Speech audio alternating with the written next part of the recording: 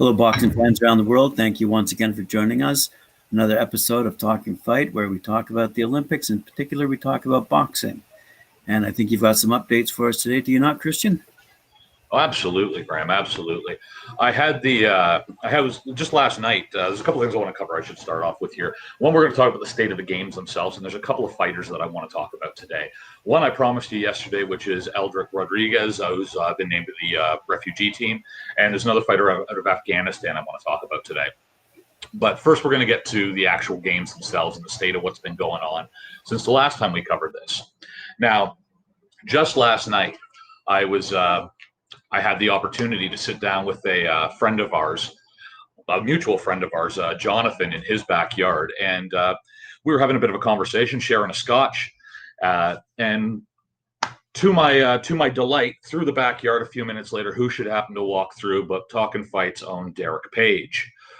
So I had a chance to sit down with Derek last night, who assures us that as his schedule frees up in the coming weeks, he will be rejoining us on the Friday night panel. So we can be looking forward to that. He misses you guys. So these questions still persist at this point in time. Are the games going to go forward, yes or no? And Derek himself was asking this last night, So there still seems to be a bit of lingering confusion as to whether or not we're going to be moving forward. And some of that confusion lies in the possible who can cancel these games if they do get canceled, and more importantly, why they're not going to cancel these games. So let's take a quick look at that this morning here, or I guess we're into this afternoon. So as we know, overseas fans have been banned, and athletes are going to be spending what for many is going to be the pinnacle of their career sealed off from the outside world. GPS tracked journalists hoping to escape their hotels for a late night ramen fix, risk getting sent home on the very next flight if they're caught. Since their unprecedented postponement in March of last year, as the coronavirus began its surge around the world, the games have been now stripped of just about every vestige of what makes them the most anticipated event on the sporting calendar. So the prospect of an Olympics light going ahead while the coronavirus continues to infect hundreds of thousands daily around the world has many wondering why the International Olympic Committee, that is with the blessing of local organizers as well as the Japanese government, are still pushing forward with these games. Okay? So the official line here is that cancellation will be too cruel, a sacrifice to impose on the thousands of athletes who have spent years training to compete on the Olympic stage, possibly for the last time, especially for those who are out of their sports for Olympic. But in explaining their motives for persevering in the face of opposition from the Japanese public, health experts, and even a member of the Japanese Olympic Committee, officials have avoided mentioning, the irrepressible force driving these games towards that July 23rd opening date, which is, of course, money. So the IOC organizers stand to lose billions of dollars if Tokyo 2020 falls victim to the coronavirus for a second time. So Japan has officially spent $15.4 billion US on the Olympics, although government audits so far suggest that the real figure is actually much higher than that. And over half of that, actually, all but $6.7 billion of that money is coming directly from the Japanese taxpayers. So you can understand why they're concerned about this. However, the cost of canceling the games themselves could cost Japanese organizers upwards of 1.8 trillion yen, which is about an additional 16 billion US or 11.3 billion pounds sterling, roughly. That's using our super accurate Talkin' Fight maths again for converting these rates here. So forgive me if the rates have changed since I looked this up. And now, according to a recent study by Takahita Kiuchi, who's an economist at Nomura Research Institute, but those figures could pale, he says, in comparison to the damages that the games could inflict on the world's third largest economy if they end up turning into a super spreader event. And, and Japan is at that point in time forced to declare another coronavirus state of emergency. In that case, organizers would have to reimburse the Japanese sponsors, which have invested so far a record 3.3 billion US or 2.3 billion British pounds in this event so far. And that's on top of the estimated 800 million US, 565 million if you're speaking the Queens, that they've already forfeited in ticket sales due to the ban on foreign spectators. When Kaori Yamaguchi, who is a judo bronze medalist in Seoul back in '88 and a member of the Japanese Olympic Committee, said last week that organizers had been backed into a corner, many have concluded that she was referring to a very lopsided host city contract signed by the IOC and organizers when Tokyo first won this bid back in 2013. So this is the important bit here. Only the International Olympic Committee has the authority to cancel the games. Nobody else. Now, but if Japan did decide to turn them into a practical impossibility, by example, for imposing watertight travel restrictions on all overseas visitors, which is exactly what we saw happen in Argentina for the Americas qualifier.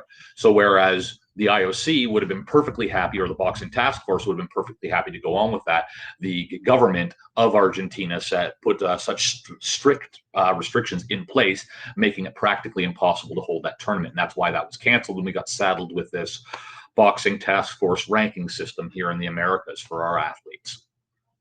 But so assuming that Japan did something like that and put watertight restrictions on overseas visitors, it would have to bear the costs and compensate the IOC for any losses resulting from party claims by third party.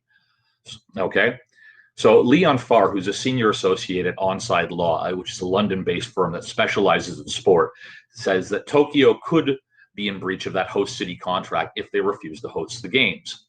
So in theory, the IOC could sue Tokyo for its losses, including any claims the IOC receives from Olympic broadcasters and sponsors who didn't get what they paid for.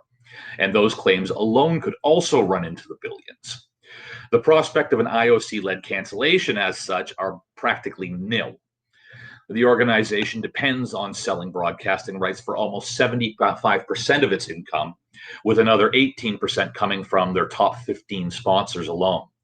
So according to one estimate, the IOC could stand to lose somewhere between about $3.5 and $4 billion US, or $2.8 billion if you're across the pond, in broadcast revenue if the Tokyo Games are called off.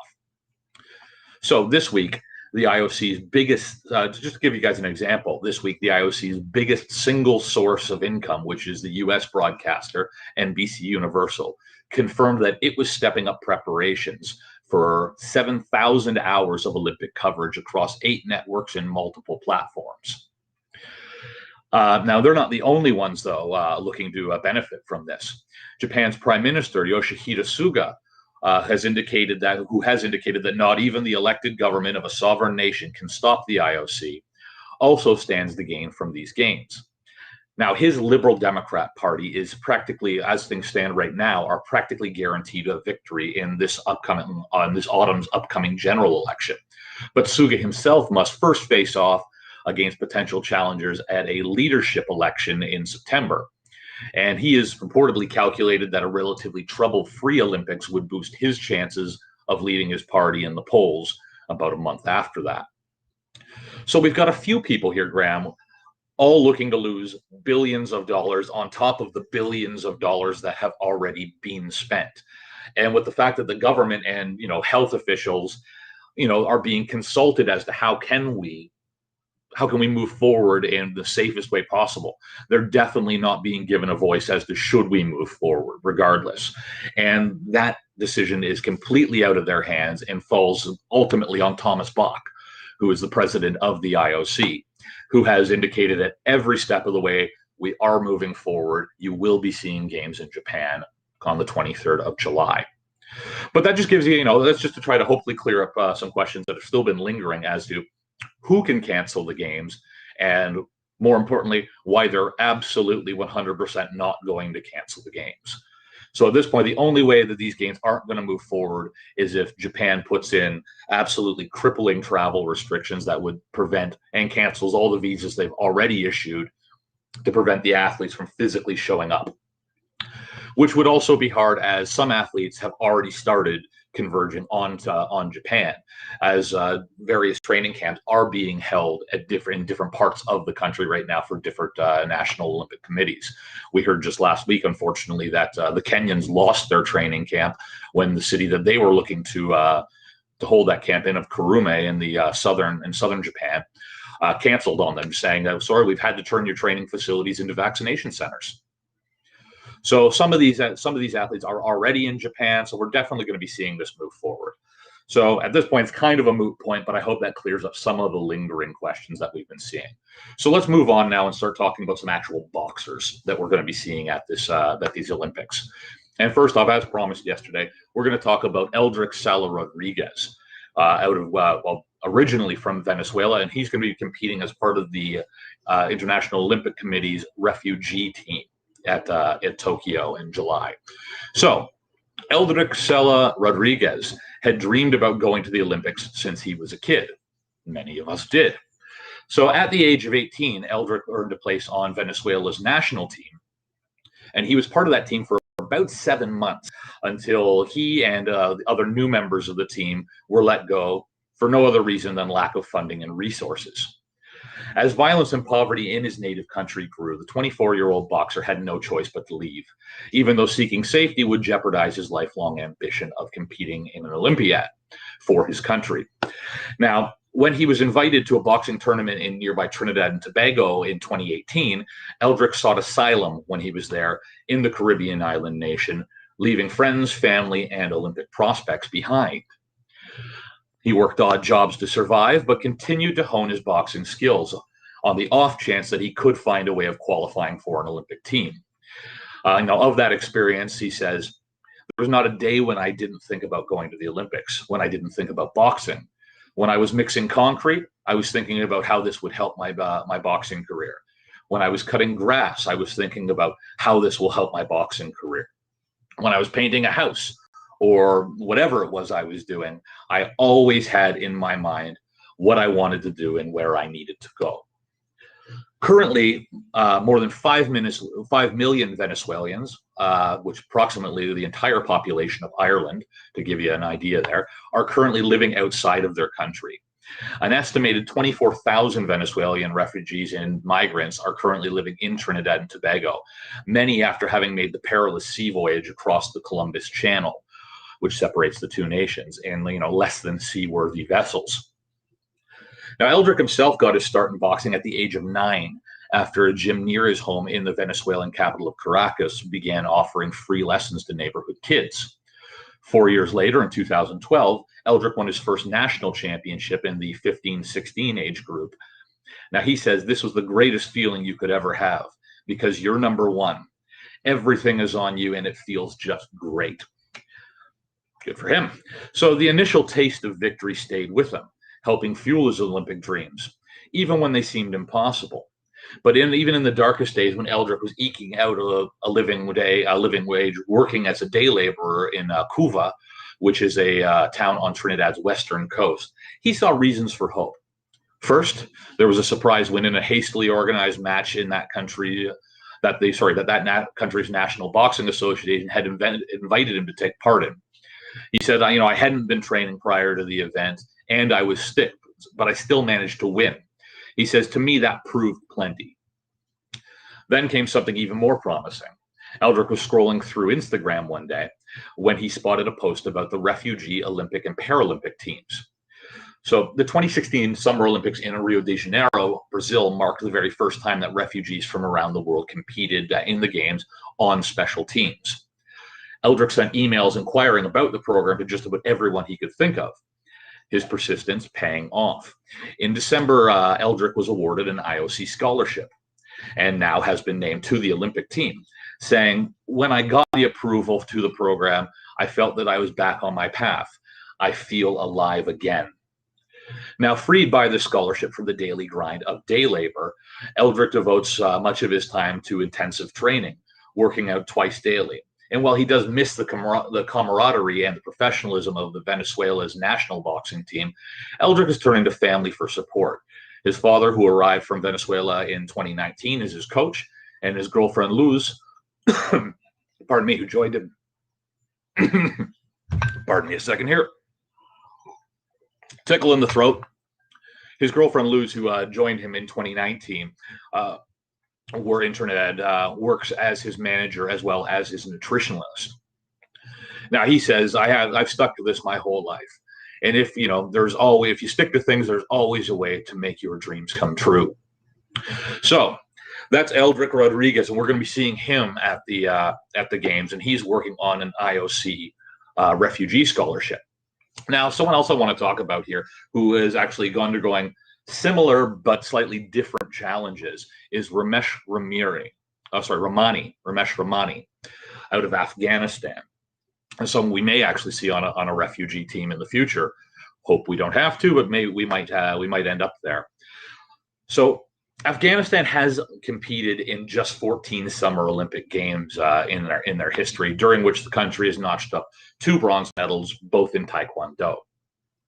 Now, Ramani knows the track record doesn't look good and that the odds are against him, but he doesn't care, saying that, my goal in taking part in Tokyo Olympics is to win a gold medal. Now, Ramesh is going to be competing in the flyweight category, just general information there. It's been a long and hard journey for this boxer who at the just 8 years old became an apprentice motorbike mechanic. And he might still be a mechanic at this point in time had he not turned on the television about 8 years ago and saw Mike Tyson in the ring. Now, Ramesh says, Tyson has been my hero ever since.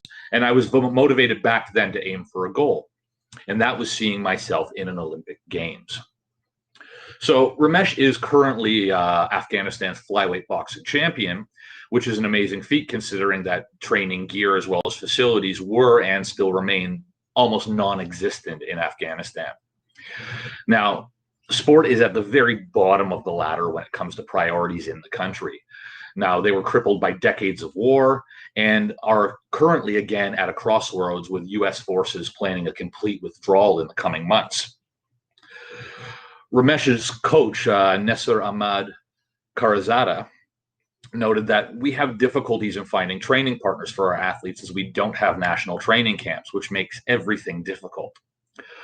Karazada said capable Afghan athletes often cannot go to competitions simply because there's just no budget to do so, adding, it comes down to economic issues, pure and simple. So now that Ramesh has been given the green light to compete at the Tokyo Games, his current worry is that his journey could be delayed or canceled altogether, and that there may be a sporting ban in place by the time the Games resume. Now, this is because during Taliban rule from the mid to late 90s, sport was completely banned, and any potential peace deal with that group could see that ban reinstated. So Ramesh himself says, I'm 100% concerned because it will be a huge waste of effort and what we've been doing, a huge waste of effort in what we've been doing so far. Even the sports center where Ramesh currently trains is heavily fortified with armed guards and security checkpoints against an attack. Coach Karazada confessed that he does hope that the Taliban are serious when they talk about compromise, saying, I hope the ongoing peace process will give a positive outcome, one that will help us be optimistic about a peaceful country where athletes can carry on with normal, peaceful lives. So we got 2 very different boxers there, both in somewhat similar situations due to the instability of violence and poverty getting in the way of training at the end of the day. So we see one who's managed to get away from that situation and has managed to find his way onto the refugee team and is no longer having to do that day labor kind of grind and now has the opportunity to train, albeit in a limited capacity, as he doesn't have the same facilities that he used to enjoy on a national team. And then we come to someone who, although he is a nationally ranked fighter, has very small facilities and has a hard time finding sparring partners and may be legally banned from participating by his own country in the coming months. So, it's the kind of thing that I like to try to bear in mind when we read stories about, the poor U.S. Olympic team and their boxers who had to go whose boxers whose training facility got shut down on them during COVID, and they had to move across the street into an abandoned what was it, a clothing store, an abandoned clothing store to train, and we go, oh, that's so terrible. They're having a hard time. And then you hear these guys going, I really hope the Taliban's going to let me box. Worlds apart, right? So it really shows that these are international competitions and that people are coming not only from every country across the world, but from different situations across the world. And it really shows that this is a level, the ring squared really is a level space where we take all those things and we wash them all away. And all we have at the end of the day is two fighters on the level, pitting in contest to see who is the best among them. So once we wash all those things away, it'll be interesting to see what happens. But all the best out there to both Eldrick and Ramesh on their Olympic prospects and just, life in general. I hope these Olympic Games are a chance for you guys both to get some exposure and to, hopefully better your situations as a result of that exposure. But that's what we've got for you today, Graham. Just a bit of the situation of what's going on in Tokyo as well as around the world.